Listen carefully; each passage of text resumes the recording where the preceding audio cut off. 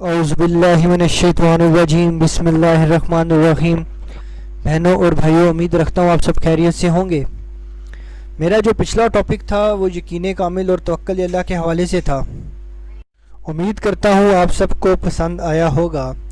میرا جو آج کا ٹاپک ہے وہ لالچ کے حوالے سے ہے۔ اچھا ٹاپک ہے۔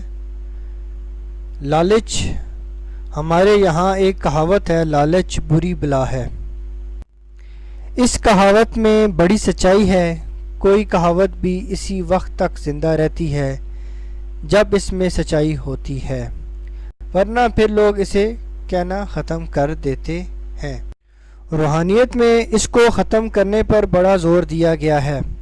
مہاتما بدھ کے الفاظ ہیں کہ جب نفرت، لالچ اور کینہ کی آگ بجھ جاتی ہے تو انسان کو دائمی سکون مل جاتا ہے۔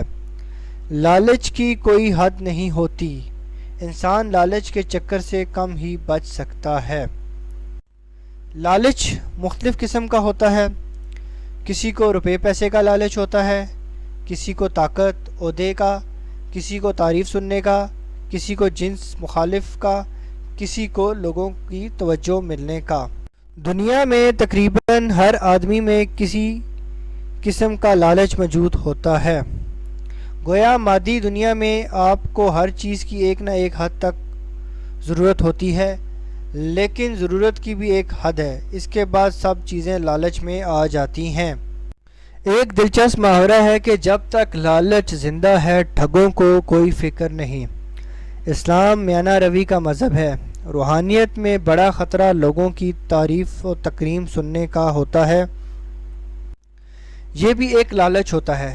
جب آپ کو کوئی مادی چیز ملتی ہے تو یا تو انسان کو اس کو کھو دینے کا خوف رہتا ہے، اس کا لالچ بڑھ جاتا ہے کہ یہ مزید ملے، اس لیے دوسرے مذہب کے روحانیت والوں نے اس کی جڑ ہی کاٹ دی کہ کچھ پاس مت رکھو، کوئی خواہش ہی نہ رکھو تاکہ انسان لالچوں سے آزاد رہے۔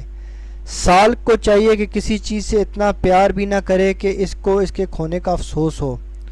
جب بھی کسی چیز کا لالچ ہوتا ہے، اگر وہ مل جائے تو کسی وجہ سے اسے کھونے کا ڈر رہتا ہے، اور جس چیز سے ڈرو وہی ہوتا ہے۔ پھر کسی چیز کا لگاتار سوچنے میں انسان کی توانائی ذہنی اور روحانی صرف ہوتی ہے۔ اس توانائی کو بچا کر اپنے صحیح مقصد میں لگانا چاہیے۔ روحانیت والوں نے اسی وجہ سے لالچ سے بچنے کو کہا ہے۔ اسی کی وجہ سے لوگوں دوسروں کا حق مارتے ہیں، ناجائز کام اور دھندے کرتے ہیں۔ اگر یہ نہ ہو تو انسان پرسکون اور مطمئن رہتا ہے۔ حدیث پاک ہے کہ دنیا کی محبت تمام برائیوں کی جڑ ہے۔ دوسری میں آپ صلی اللہ علیہ وآلہ وسلم نے فرمایا، جاہل سخی اللہ کو عابد بخیل سے زیادہ پسند ہے۔ دنیا میں جتنی بھی چور بازاری، جرم، جھوٹ و فریب ہے، ان سب کی بنیادی وجہ لالچ ہی ہے کہ انسان اپنے جائز حق سے زیادہ چاہتا ہے۔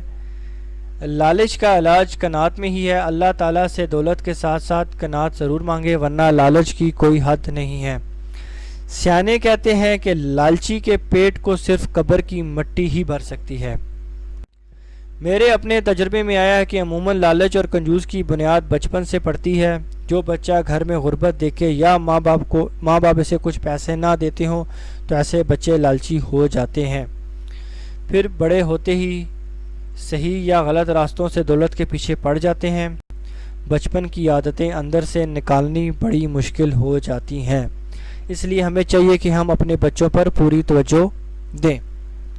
امید کرتا ہوں لالچ کے حوالے سے جو چیزیں میں نے بیان کی ہیں آپ کو پسند آئیں گی۔